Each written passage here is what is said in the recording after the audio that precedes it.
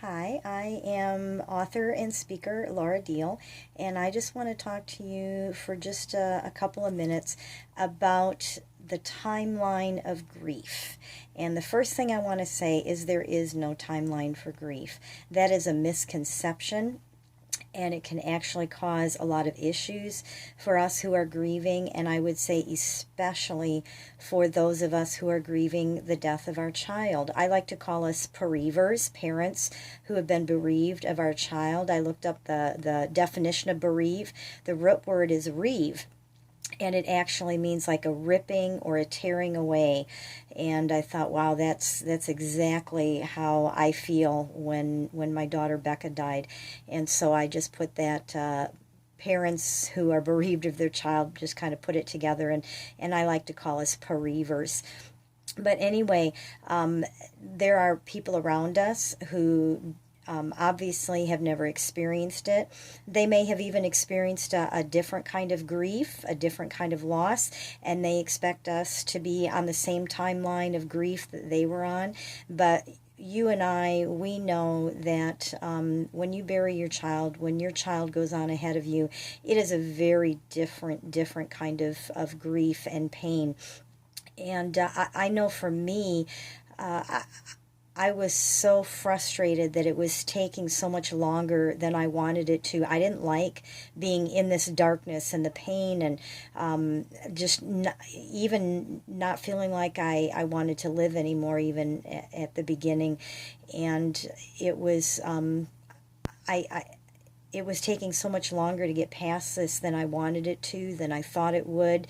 And, when you have people around you that are telling you the same thing, it can make it even worse because you can isolate yourself. Because they might think you're just being a drama queen or just trying to draw attention to yourself.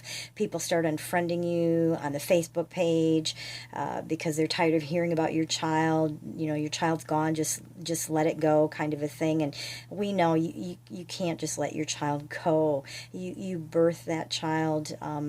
They're supposed to be here. There's just no way to describe or put words to what it's like.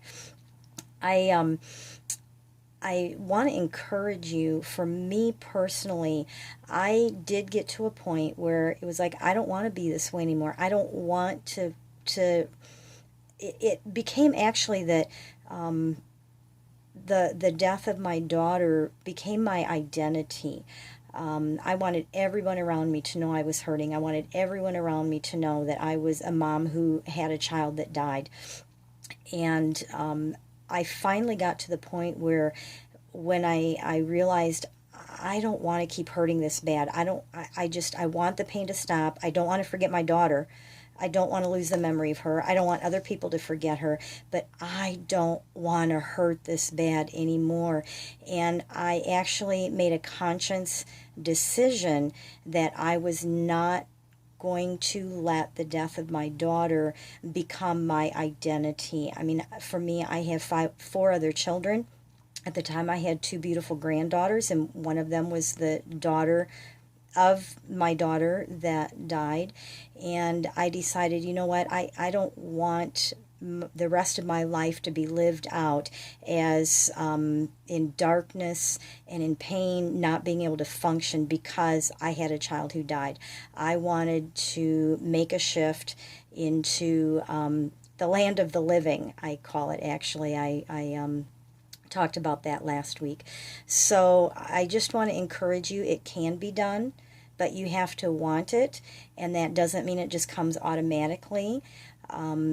And I would encourage you to, if you're to that place where there's just a little bit of hope, and yes, I'm tired of hurting this bad, I'm tired of this being who I am, and I want to figure out how to move on from here and not hurt so bad and not live in this place of darkness, then get around other parents, whether it's on Facebook pages or finding websites. Find parents to connect to who are further ahead of you so that they can encourage you and help you get to the point where they are in living life again without this painful darkness that consumes us. And you can definitely connect with us at www.gpshope.org.